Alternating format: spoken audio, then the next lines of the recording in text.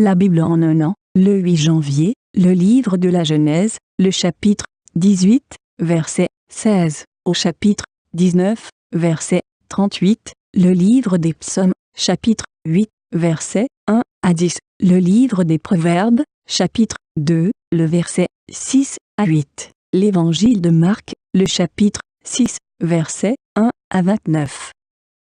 Le livre de la Genèse, chapitre 18. Ces hommes se levèrent pour partir en se dirigeant du côté de Sodome.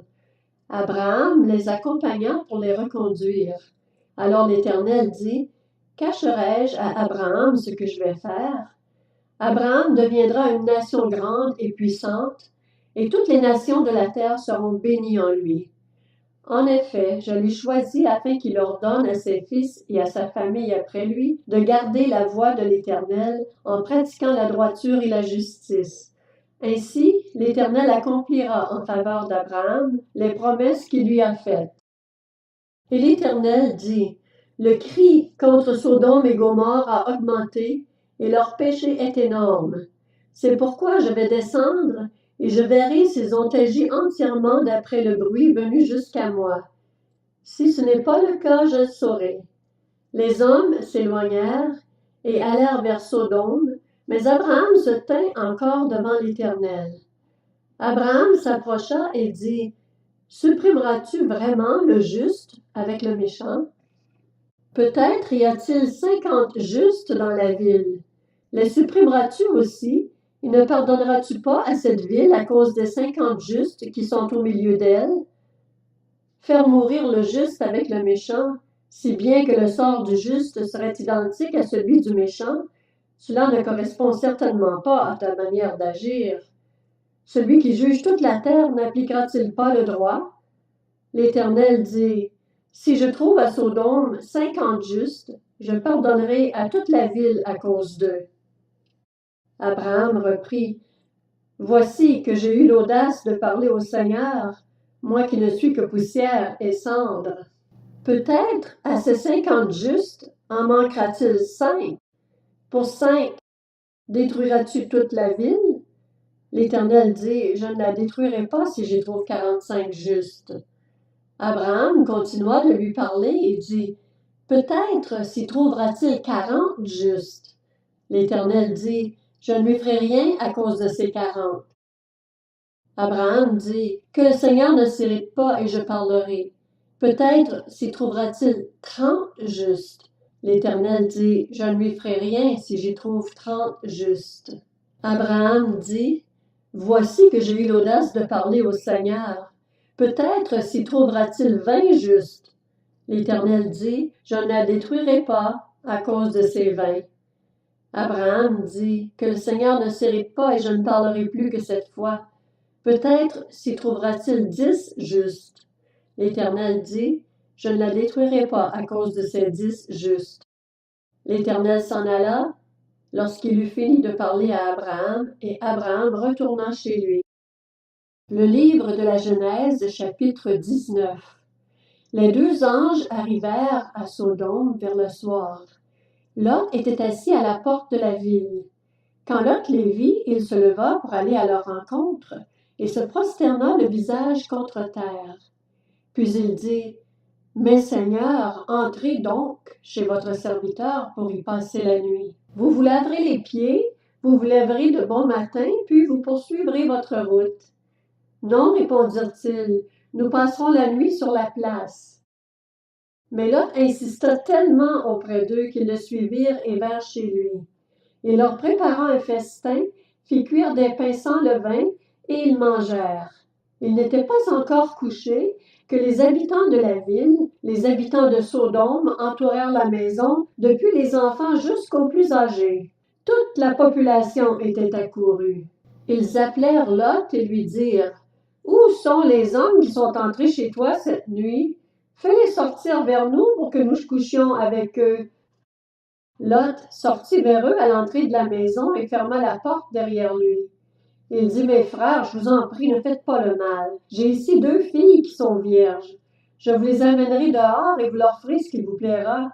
Seulement ne faites rien à ces hommes puisqu'ils sont venus s'abriter sous mon toit. » Ils dirent « Pousse-toi !» Ils ajoutèrent « Celui-ci est venu séjourner chez nous en étranger et il veut faire le juge. Eh bien, nous te ferons pire qu'à eux. » Ils poussèrent violemment Lot et s'avancèrent pour briser la porte. Cependant, les hommes tendirent la main, firent rentrer Lot vers eux dans la maison et fermèrent la porte. Puis ils frappèrent d'aveuglement ceux qui étaient à l'entrée de la maison, depuis le plus petit jusqu'au plus grand, de sorte qu'ils se fatiguèrent de chercher la porte. Les hommes dirent à Lot, « Qui as-tu encore ici? Gendre, fils, fille, et tout ce qui t'appartient dans la ville, fais-les sortir de là. Nous allons détruire cet endroit parce que le cri contre ses habitants est grand devant l'Éternel. L'Éternel nous a envoyés pour le détruire. » Lot sortit et parla à ses gendres, ceux qui avaient épousé ses filles. « Levez-vous, dit-il, sortez de là, car l'Éternel va détruire la ville. » Mais ses gendres crurent qu'il plaisantait. Dès l'aube, les anges insistèrent auprès de Lot en disant « Lève-toi, prends ta femme et tes 2 filles qui se trouvent ici, sinon tu disparaîtras dans la punition qui s'abattra sur la ville. » Comme il s'attardait, les hommes les prirent par la main, lui, sa femme et ses 2 filles, car l'Éternel voulait l'épargner. Ils le firent sortir et le conduisirent à l'extérieur de la ville. Après les avoir fait sortir, l'un d'eux dit « Échappe-toi pour sauver ta vie, ne regarde pas derrière toi et ne t'arrête nulle part dans la plaine. Réfugie-toi dans la montagne, sinon tu disparaîtras. » Lot leur dit « Oh non, Seigneur, moi, ton serviteur, j'ai trouvé grâce à tes yeux et tu as montré la grandeur de ta bonté envers moi en me laissant la vie sauve. Cependant, je ne peux pas me réfugier sur la montagne avant que le désastre m'atteigne, si bien que je mourrai. Regarde cette ville, elle est assez proche pour que je m'y réfugie et elle est petite. Si seulement je pouvais m'y sauver. N'est-elle pas petite? Ainsi je resterai en vie. » Il lui dit « Je t'accorde encore cette faveur et je ne détruirai pas la ville dont tu parles. Dépêche-toi de te réfugier, car je ne peux rien faire jusqu'à ce que tu y sois arrivé.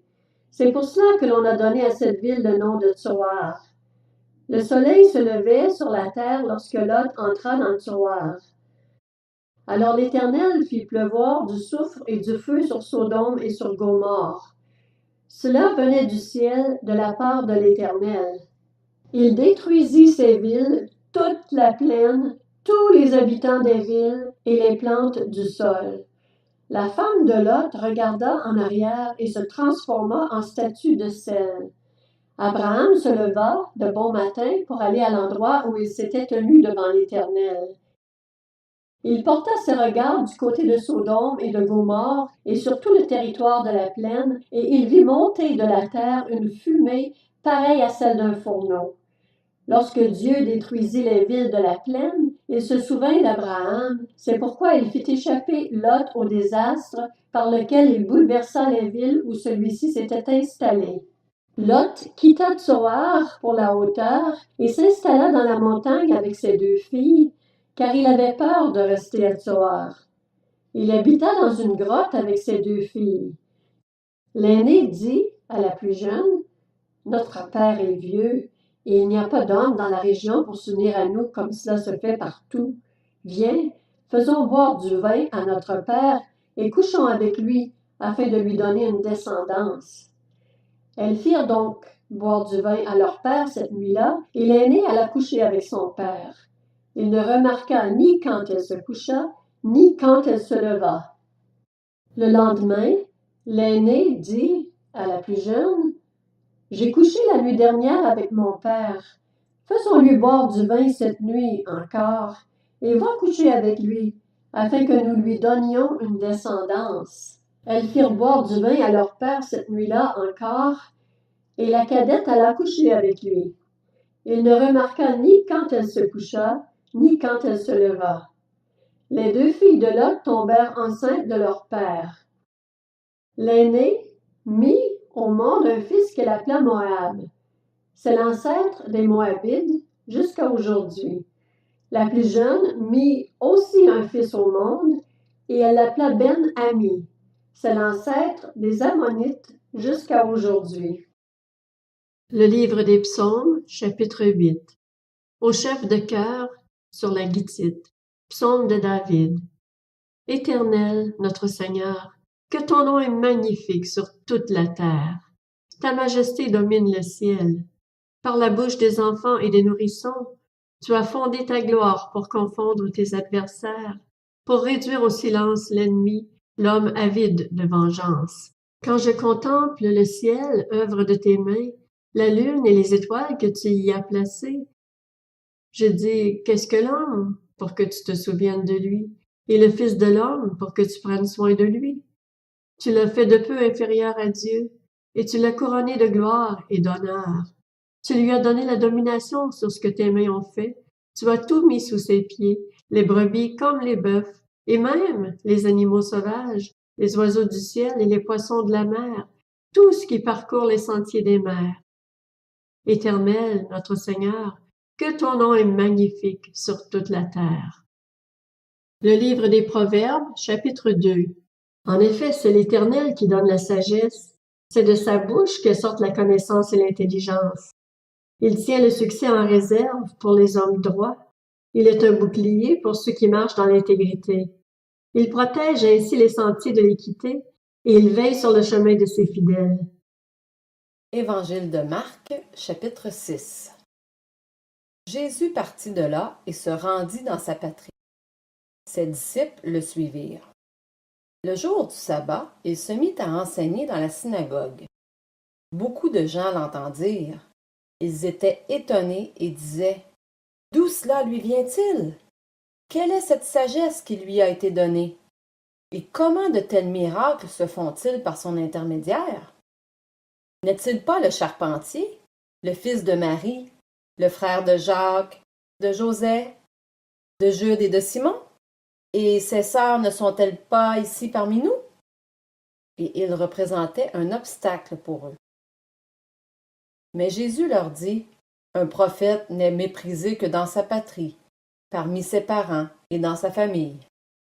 Il ne put faire là aucun miracle, si ce n'est qu'il guérit quelques malades en posant les mains sur eux. Et ils s'étonnaient de leur incrédulité. Jésus parcourait les villages des environs en enseignant. Alors il appela les 12 et commença à les envoyer 2 à 2, et il leur donna autorité sur les esprits impurs. Il leur recommanda de ne rien prendre pour le voyage, sauf un bâton, de n'avoir ni pain, ni sac, ni argent dans la ceinture, de chausser des sandales et de ne pas mettre 2 chemises.